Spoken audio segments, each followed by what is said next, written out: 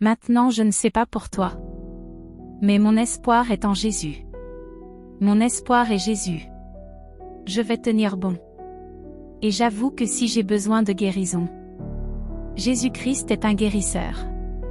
Si j'ai besoin de paix, Jésus-Christ m'offre la paix au-delà. Au-delà de tout entendement. Beaucoup de chrétiens attendent qu'une fois qu'ils sont sauvés, la vie sera heureuse et pleine de joie tout le temps. Il y a cette notion qu'il y aura une réserve inépuisable de bénédictions. Maintenant il est clair que de bonnes choses nous sont promises par le Seigneur. Par exemple, le psaume 23 verset 6 nous dit que la bonté et la miséricorde m'accompagnera tous les jours de ma vie. Et Philippiens 4,13 nous dit que je peux faire toutes choses en Christ qui fortifie moi. Alors même si on nous promet de bonnes choses et des bénédictions, certains d'entre nous ont tendance à vouloir l'option de trier sur le volet ce que nous voulons de Dieu. Nous voulons sélectionner ce que nous voulons, comme on veut et quand on veut. Et beaucoup d'entre nous oublient ce que la Bible dit dans le psaume 23 verset 4.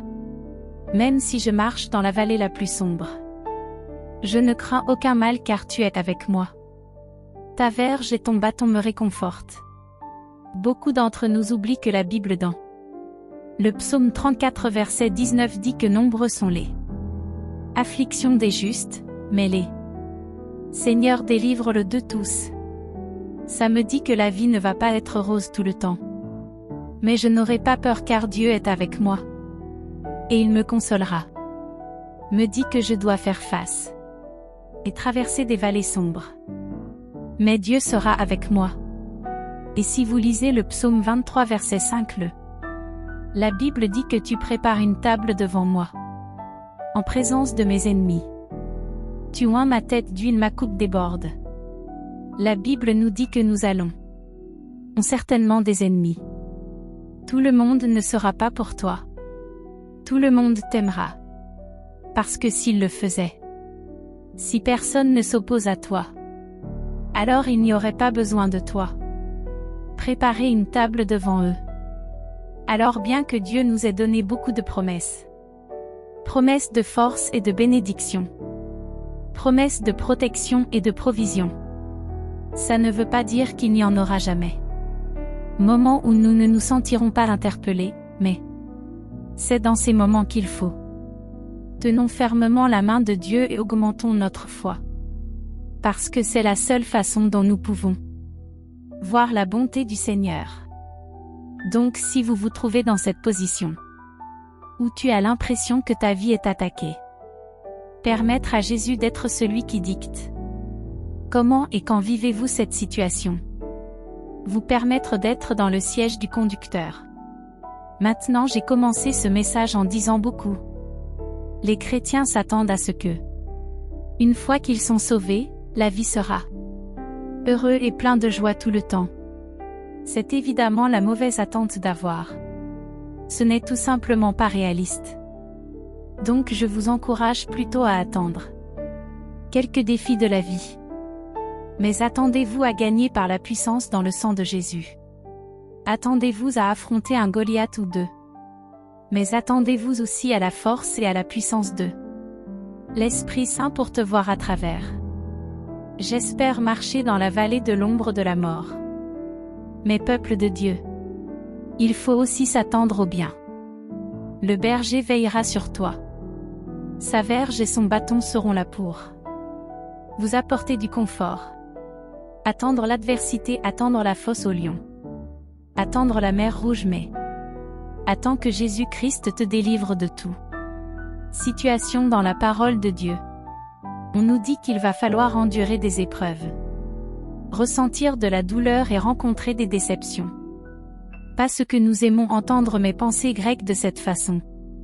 Si Dieu a tant aimé le monde qu'il a donné son Fils unique, celui qui était pur, saint et irréprochable, juste pour le voir charger tout le péché de ce monde et être crucifié.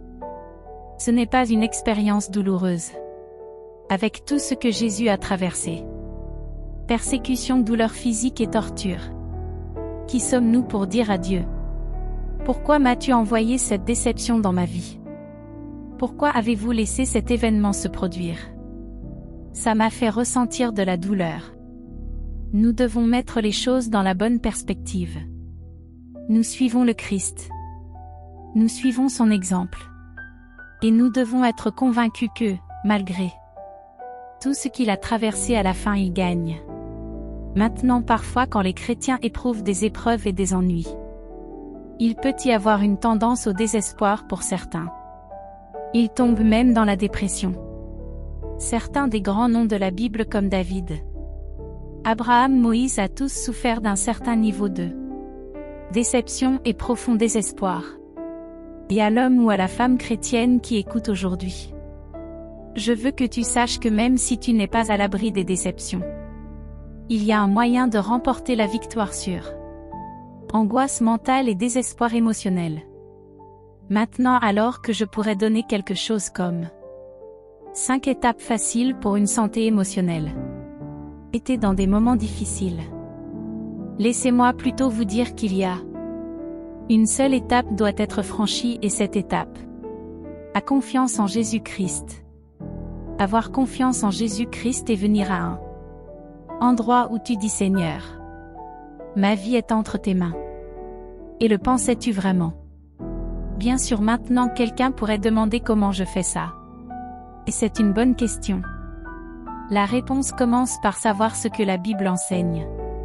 C'est à travers la visière, par la prière en ces temps sombres qui le Seigneur nous sert et perce tous les nuages sombres de toute dépression ou anxiété à laquelle nous sommes confrontés. Quelque chose qui pourrait t'aider à donner la perspective est de savoir et de croire vraiment. Ce Dieu est souverain. Le Seigneur est vraiment en contrôle, et pourquoi? Pour ça, nous pouvons être sûrs que pour ceux qui en font partie, il fera tout pour leur bien et ta gloire. Alors voici mes mots d'encouragement pour vous. Les promesses de Dieu sont notre source de force. Si vous vous trouvez en difficulté, se tenir sur les promesses de Dieu. Si vous êtes affligé, persécuté ou rejeté par ce monde, il y a une promesse dans la parole de Dieu pour toi. Une promesse que Dieu vous délivrera. Une promesse qui te dit: tu es béni. Et tu hériteras du royaume de Dieu. Maintenant, je ne sais pas pour toi, mais mon espoir est en Jésus. Mon espoir est Jésus. Je vais tenir bon. Et j'avoue que si j'ai besoin de guérison, Jésus-Christ est un guérisseur. Si j'ai besoin de paix, Jésus-Christ m'offre la paix au-delà de tout entendement. Au nom de Jésus-Christ. Amen.